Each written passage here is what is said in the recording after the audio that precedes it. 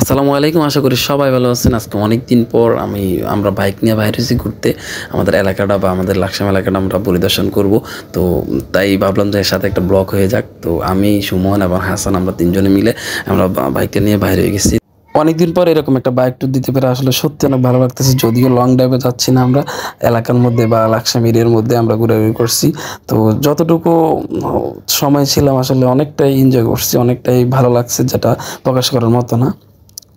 তো এইভাবে আসলে মাঝে মধ্যে এরকম একটা এনজয় বা এরকম একটা ট্যুর দিলে আসলেই খারাপ না, খুব ভালো হয়। তো চলতে চলতে আমরা এখন চলে আসলাম আমাদের লাকসাম শহরের ভিতরে। ও আবার ভালো বাইক চালাতে পারে, আর আমি এদিক দিয়ে ক্যামেরা ক্যামেরা নিয়ে ভিডিও করতেছি। আবার ভয়ে আছি কখন আবার জানে আমার ক্যামেরাটা বা মোবাইলটা হাত থেকে পড়ে যায়। তো যাই হোক, যতটা সাবধানতার সঙ্গে রাখা যায় ততটা রাখার চেষ্টা করতেছি, আর সামথিং ভিডিও করার চেষ্টা করতেছি। তো ঘুরতে ঘুরতে হঠাৎ আমি সামনে তাকায় দেখি আমি হাতের ঝিল চলে আসছি। আসলে ভাই, এটা হাতের ঝিল না, এটা আমাদের লাকসামে নতুন করে ব্রিজটা হয়েছে। তো এটা আমাদেরকে উপহার দিয়েছে আমাদের মাননীয় মন্ত্রী তাজুল ইসলাম স্যার। তো ওনাকে অসংখ্য ধন্যবাদ আমাদেরকে এত সুন্দর একটা ব্রিজ করে দেওয়ার জন্য। সবশেষে বলা যায় ব্রিজটা আসলে অসাধারণ, অনেক সুন্দর হয়েছে। তো ঘুরতে ঘুরতে আমরা হঠাৎ করে চলে আসলাম আমাদের ডাকাতিয়া নদীর কাছে। তো সেখানে এসে দেখতেছি অনেকজন লোক মিলে তারা মাছ ধরতেছে। আসলে এটা আমাদের প্রতি বছরে আমাদের এখানে হয়। তো জানি না কার কার এলাকা হয় বা হয় না, আমি সেটা বলতে পারি না। তো আমাদের এলাকা প্রতি বছর এটা হয়। তো এটা দেখতে আসলে অনেক অসাধারণ, অনেক ভালো লাগে।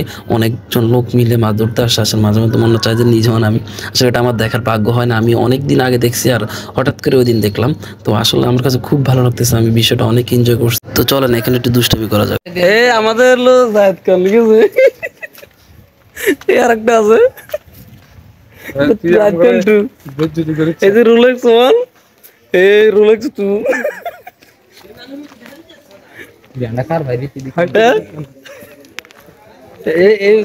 তুমি তোমার ইতালি ভাষা তোমার পরিচয় দাও। ওয়াং পাং চিং ওয়াং ওয়াং চিনো তো চায় না। না থাক মামা আর করেছে মামা তো আল্লাহ দয়া করেছে আমাদের সবাই জায়েদ খান, এটা জায়েদ খানের ফটো কপি। ওটা দিচ্ছে ওরে পরে আই আরে মানে বাইরে এর করে দেব খুব ইচ্ছা একটু ভাইরাল হওয়ার, ঠিক আছে। এলাকার মানুষ দিছে। তো দুষ্টামির ব্যাপারে হঠাৎ করে দেখতেছি একটা মামা আচার বানাইতেছে। তো ভাবলাম যে একটু আচার খাইয়ে নি। আসলে আচারটা দেখলে ভালো লাগে, আসলে সবারই ভালো লাগে, সেটা আমার একার না। তো বিশেষ করে মেয়েদের এই জিনিসটা খুব বেশি পছন্দের। তো আমাদেরও কম না। তো দেখে আর লালচ থামাতে পারলাম না, তো খাওয়ার জন্য দাঁড়িয়ে গেলাম। আছো সুমন্ড কইতেছে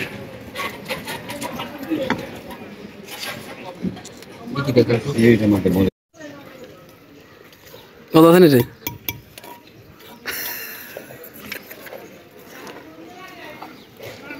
দুষ্টামি শেষে এখন আমরা চলে আসলাম আবার মার্কেটে। এখন আমরা মার্কেটিং করবো, বাগিনা কিছু মার্কেটিং করবে, কেনাকাটা করবে। তো ওর সাথে যাচ্ছি, তো সাথে থাকুন।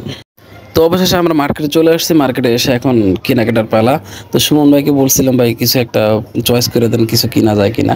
তো উনি আবার ফোন টিপা নিয়ে ব্যস্ত আছে। তো এখানে আমার বাগিনা হাসান, উনি আবার চয়েস করতেছে কি নিবে না নিবে, ওগুলো দেখতেছে। সবচেয়ে মজার বিষয় হলো আমাদের আজকে সারাটা দিন অনেক ভালো গেছে, অনেক এনজয় করছি। তো সবচেয়ে কষ্টের বিষয় হচ্ছে 2 দিন ধরে বা 1 দিন ধরে আমরা অনেকটাই মজা করছি, এনজয় করছি, কিন্তু আজকে ও চলে যাবে। আমার বাগিনা ওর সাথে দীর্ঘ 2টা দিন অনেক ভালো কাটাচ্ছি। তো আজকে চলে যাবে বিদেশে। তো আসলে বিদায় কখনো আসলে আমাদের কাছে সবসময় বিদায় সবসময় কষ্টের হয়। তো ছেলেদের লাইফটাই এমন, আসলে ছেলেরা চাইলেও তার নিজের বাড়িতে বা ইচ্ছা করলেও থাকতে পারে না। তাদের একটা নির্দিষ্ট সময়ের পর ফ্যামিলি, পরিবার এবং সবার জন্য আবার নিজ ভূমি বা নিজ দেশ ত্যাগ করে তাদেরকে চলে যেতে হয়। তো এক বুক হতাশা আর কষ্ট নিয়ে চলে যেতে হয় তাদেরকে। তো যাই হোক, এখানে আসলে কিছু বলার নেই, যেটা কি বলবো, এটা আসলে একটা কষ্টের বিষয়। একটা মানুষ অনেকদিন যখন সাথে থাকে বা হঠাৎ করে চলে যায়, এটা আসলে অনেকটাই কষ্ট হয়। তারপরে কষ্ট হলে কিছু করার নেই, এটা বাস্তবতা এইরকম। মানুষের জীবনটাই এমন, তাদেরকে বেঁচে থাকতে হলে অবশ্যই তাদেরকে কিছু না কিছু করতে হবে। তো সবশেষে আমরা এখন রওনা দিলাম এয়ারপোর্টের উদ্দেশ্যে। তো আসলে খারাপ লাগতেছে যে আজকে ও চলে যাবে, বা এই 2টা দিন অনেকটাই এনজয় করছিলাম, অনেকটাই সুন্দরভাবে কাটাইছি। তো এটাই আসলে বাস্তব যে আমাদেরকে আমাদের জীবিকার জন্য চলে যেতে হবে, দেশ ছেড়ে, মা বাবা ছেড়ে। আসলে অনেক কষ্টের, যারা ছেলে তারাই অন্তত অনুভব করতে পারবে। একমাত্র যারা বিদেশ থাকে তারাই বুঝতে পারবে এই সময়টার কষ্টটা। তো সবশেষে ও বিদায় পালাও এয়ারপোর্টে চলে আসছে, অলরেডি ইমিগ্রেশনের ভিতরে চলে গেছে। তো এখানে তাকে বিদায় এখন দিয়ে দিতে হচ্ছে। আসলে কিছু করার নেই, যতটাই কষ্ট হোক না কেন এটাই বাস্তব, মেনে নিতে হবে। তো যাই হোক, আল্লাহ সকল প্রবাসীকে এবং যারা আমার আত্মীয় স্বজন ভাই বেড়াদার যারা বিদেশ থাকে তাদের সবাইকে আল্লাহ তাআলা যেন ভালো রাখে, সে দোয়াই করি।